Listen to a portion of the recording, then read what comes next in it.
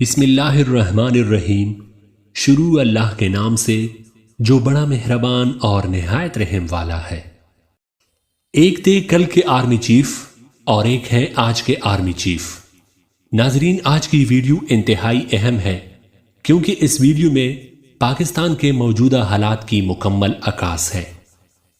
محترم ناظرین، ایک بار سلطان صلاح الدین کی فوج عیسائی فوجیوں سے ٹکر لے رہی تھی۔ دشمنوں کے جوان، بوڑھے، عورتیں سبھی میدان جنگ میں نکل پڑے تھے اور جنگ جاری تھی۔ ادھر مسلمانوں کی فوج کے خیمے لگے ہوئے تھے اور یہ لوگ پوری بہادری کے ساتھ دشمنوں کا مقابلہ کر رہے تھے۔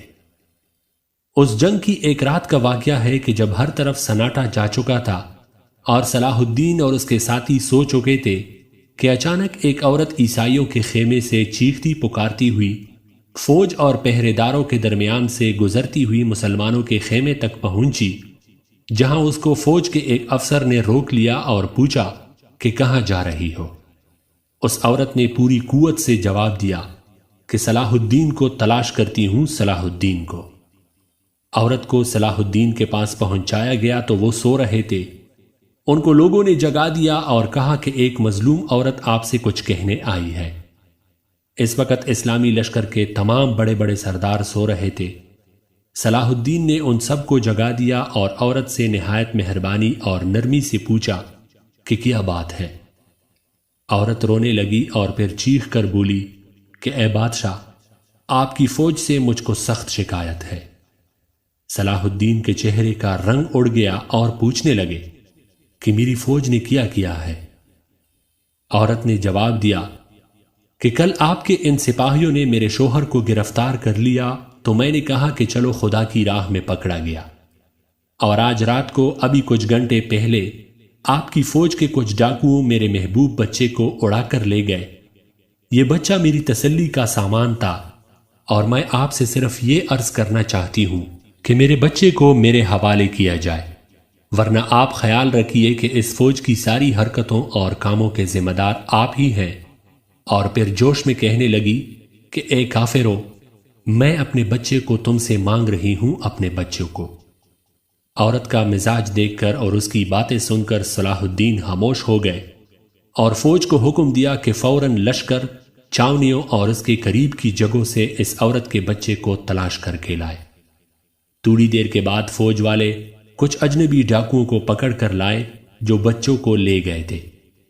عورت بچے کو دیکھ کر اچھل پڑی اور اس کو اپنی سینے سے چمٹا لیا اور اس کے چہرے کا بوسہ لینے لگی اور محبت کے گرم گرم آنسو اس کی آنکھوں سے نکل کر بچے کی رخسار پر گرنے لگے۔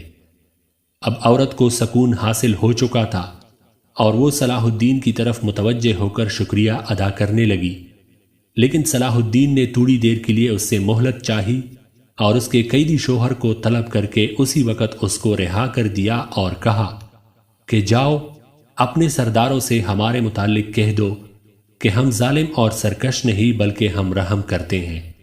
ہم لڑائی کرنے اور تباہی پھیلانے کے لیے نہیں پیدا کیے گئے، بلکہ ہمارا مقصد امن اور سلامتی قائم کرنا ہے۔ ہمارا دین اتفاق سکھاتا ہے، دلوں کو آپس میں ملاتا ہے، بھائیوں کے درمیان پھوٹ نہیں پیدا کرتا اور نہ ان کے دلوں میں کینہ و عداوت کا بیج ڈالتا ہے۔ اپنے ان بڑے سرداروں سے کہہ دو کہ ہم اسی اخلاق کی بدولت کامیاب ہوں گے اور یہی دین ہماری فتح کا پیش خیمہ ہے۔ صلاح الدین یہ کہہ کر اٹھنے والا ہی تھا کہ یہ دونوں میاں بیوی پورے جوش و خروش کے ساتھ یہ نعرہ بلند کرنے لگے کہ تمہارے یہاں رحم و انصاف ہے اور ہمارے پاس سخت دلی اور ظلم ہے، اور پھر کہا کہ ہم کو بھی آپ اس رحمت اور انصاف کی فوج میں داخل کر سکتے ہیں۔ صلاح الدین نے پھر کہا کہ لا الہ الا اللہ محمد الرسول اللہ کہو اور اس کلمے پر اپنے دل سے ایمان لاؤ۔ تو پھر دونوں نے لا الہ الا اللہ محمد الرسول اللہ کہا اور یہ دونوں میاں بیوی مسلمانوں کی چھاونی میں اپنے خیمے کی طرف جا رہے تھے اور لا الہ الا اللہ محمد الرسول اللہ برابر ان کی زبان پر جاری تھا۔ فضا مسلمانوں کے نعرہ تکبیر سے گونج رہی تھی۔ سبحان اللہ۔ امید کرتا ہوں کہ اس واقعے کے سننے کے بعد آپ کو اچھی طرح سمجھ آ چکی ہوگی کہ ایک فوج کا کردار ایک ملک میں کیا ہوتا ہے اور جنگیں کس لیے لڑی جاتی ہے۔ ویڈیو پسند آئے تو اسے لائک کیجئے اور آگے شیئر کرنا بھی نہ بھولیے گا۔ شکریہ۔